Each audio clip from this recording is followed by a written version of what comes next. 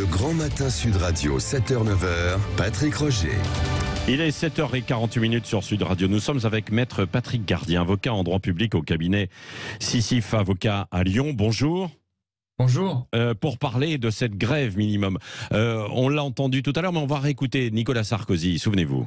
Désormais, quand il y a une grève en France, personne ne s'en aperçoit. Voilà, c'est ce qu'il voulait dire à propos du service minimum. Alors, où en est-on, Maître Patrick Gardien? Est-ce qu'il existe véritablement ce service minimum en France? Alors effectivement, vous avez repassé l'audio, c'était la promesse du président Sarkozy en 2007 de prévoir ce service minimum. Il existe, la loi a été votée, si vous voulez, elle concilie deux principes, la continuité du service public d'un côté et le droit de grève des agents de l'autre. Sur le papier, les choses sont prévues, les agents doivent se déclarer 48 heures avant, de manière à ce qu'il y ait une prévisibilité.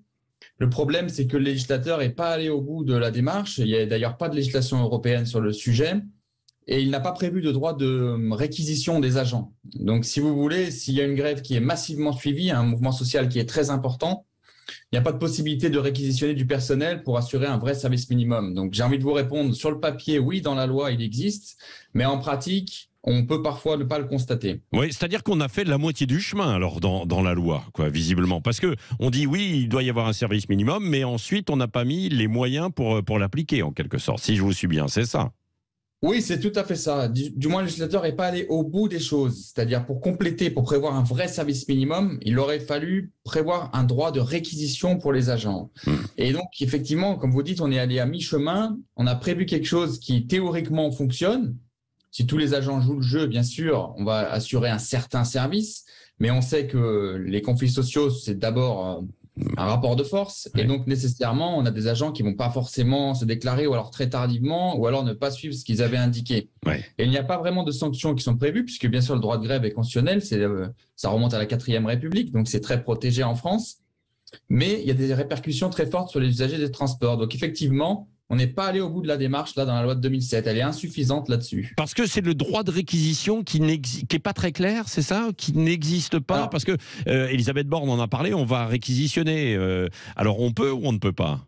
Alors le droit de réquisition, il existe pour les préfets, mais c'est dans certaines situations. C'est très rare. Il faut qu'il y ait une crise assez grave avec un trouble à l'ordre public important. Par exemple, sur le carburant, il y a des répercussions en termes de souveraineté, même en termes de défense nationale, et donc le préfet peut intervenir. Mais il n'existe pas le droit de réquisition pour une grève classique, j'ai envie de dire, où il n'y a pas de grand trouble à l'ordre public, où il n'y a pas une paralysie complète, comme on voit sur le carburant ou comme on voit dans le domaine du nucléaire, dans les domaines très précis, un droit de réquisition est prévu, mais pas sur la grève de tous les jours, j'ai envie de dire. Voilà. Et ce service minimum, oui, ce service minimum et donc la possibilité de réquisition derrière, bon, on l'a vu, c'est pas très clair, ça concerne à la fois le public et le privé ou que le public? Alors, c'est surtout pour le public. Par exemple, il existe également pour les établissements publics de santé, donc pour les hôpitaux, où là, on dit, il y a une loi très simple qui dit le service minimum, c'est le service d'un dimanche ou d'un jour férié. Vous devez avoir le personnel d'un dimanche ou d'un jour férié. Voilà.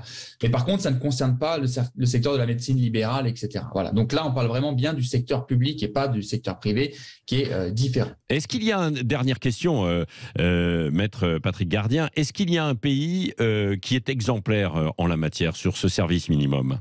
Alors exemplaire, oui, il y a 2 États qui sont allés vraiment au bout des choses. C'est l'Italie, donc le Québec, avec les particularismes locaux au Québec, qui ont prévu un service minimum vraiment garanti, certain, avec une instance de concertation avec les usagers et surtout un droit de réquisition. Donc en Italie, ça fonctionne assez bien sur des grèves très importantes.